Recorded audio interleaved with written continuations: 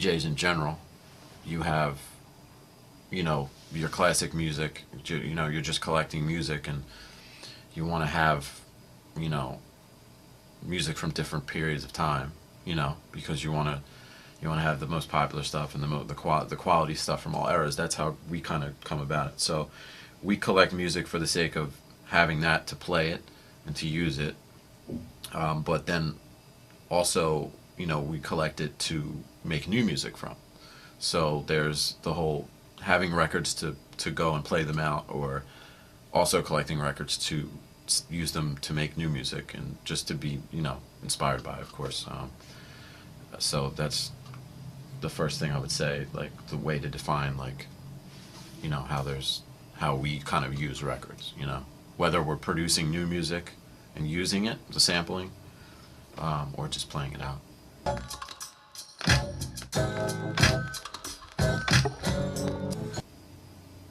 You always will discover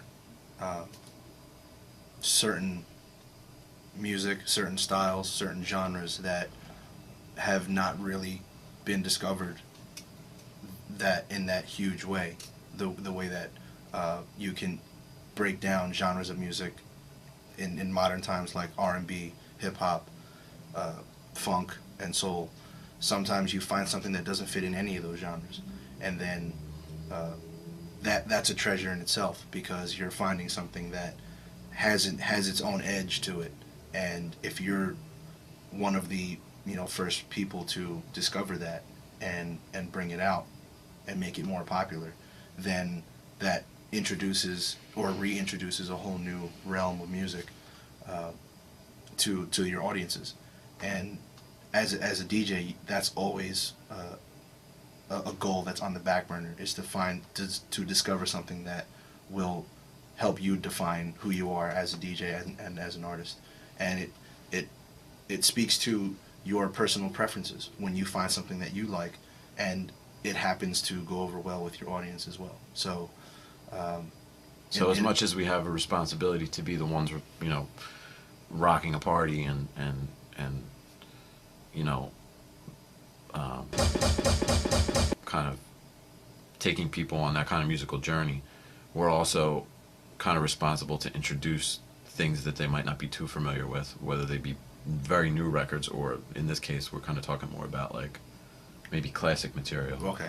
Right. So that's kind of the other thing, is like, you know, you can just keep playing popular music all you want and just pleasing the crowd, but the thing is, you got to be able to do that and then also work in, you know, other things and new ideas and just different styles to introduce to people to kind of help change their perspective. And that's when you start to define, like, you know, like Phil said, like who you are as a DJ and as an artist, and you know, that's kind of the responsibility.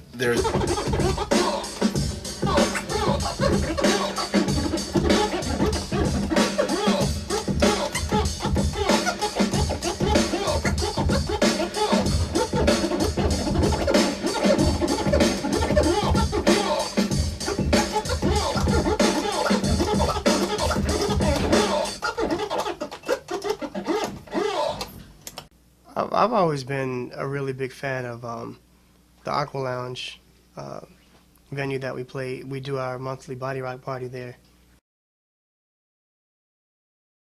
and I just love it because it's intimate.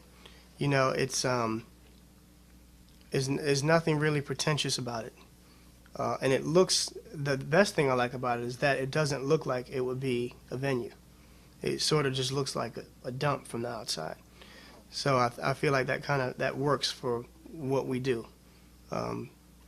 It feels like an exclusive thing. If you know about this, then you're supposed to know about this. And the people that are in there, they treat it like it's special.